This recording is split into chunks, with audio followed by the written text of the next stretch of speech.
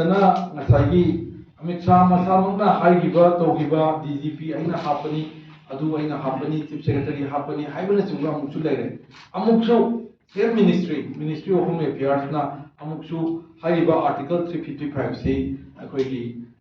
ꯆꯠꯅꯗꯦ state ꯒꯚꯔꯟꯃꯦꯟꯠꯅ law and order maintain ꯇꯧꯔꯤꯅ ꯍꯥꯏꯕ ꯃꯌꯥꯝꯁꯤꯅ ꯃꯤꯌꯥꯝꯁꯤ ꯑꯩꯈꯣꯏ ꯃꯅꯤꯄꯨꯔꯒꯤ ꯃꯤꯌꯥꯝꯁꯤ ꯆꯃꯝꯅꯅ ꯊꯝꯕ ꯆꯌꯦꯠꯅꯅ ꯊꯝꯕ ꯃꯌꯥꯝ ꯑꯃ ꯊꯣꯛꯂꯛꯑꯦ ꯊꯣꯛꯂꯛꯄꯁꯤꯒꯤ ꯃꯈꯥ ꯇꯥꯔꯛꯄ ꯑꯣꯏꯅ ꯀꯔꯤ ꯑꯃꯨꯛ ꯀꯟꯇ꯭ꯔꯣꯚꯔꯁꯤ ꯑꯃꯃꯨꯛ ꯊꯣꯛꯂꯒꯦ ꯍꯥꯏꯕ ꯃꯇꯝꯗ ꯑꯩꯈꯣꯏꯒꯤ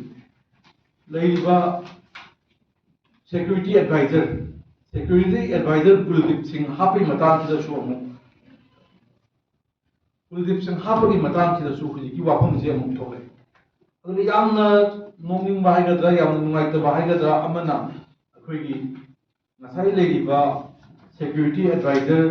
ꯀꯨꯜꯗꯤꯞ ꯁꯤꯡꯁꯤ ꯃꯥꯒꯤ ꯒꯥꯏꯗꯦꯟꯁ ꯃꯈꯥꯗ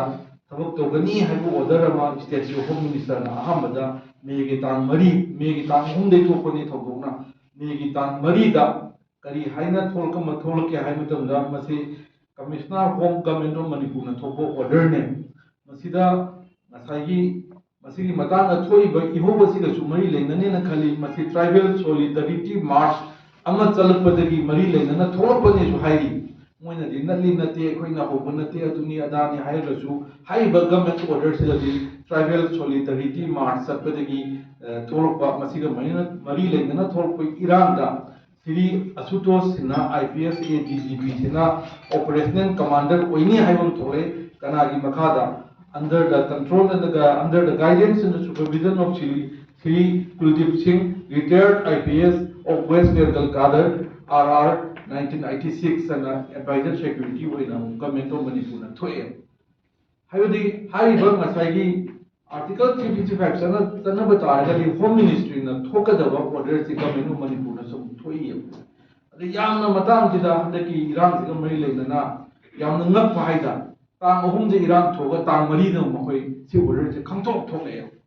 Iran si nongga thoktuira nini thoktuira humni thoktuira haibana chimba amata khangribane amatam dudati ahamba tang ahum mari swai te adubu ngaidra lemba manba pre plan manba center na tawgen taw manba koina so hek thamjaba geopolitics ki pot mayam ama leibaduna thon ge na thon na manba ma yawi madugi khudam adubu me gi tang mari 2023 da nasai ge hariba Ashutosh Sinha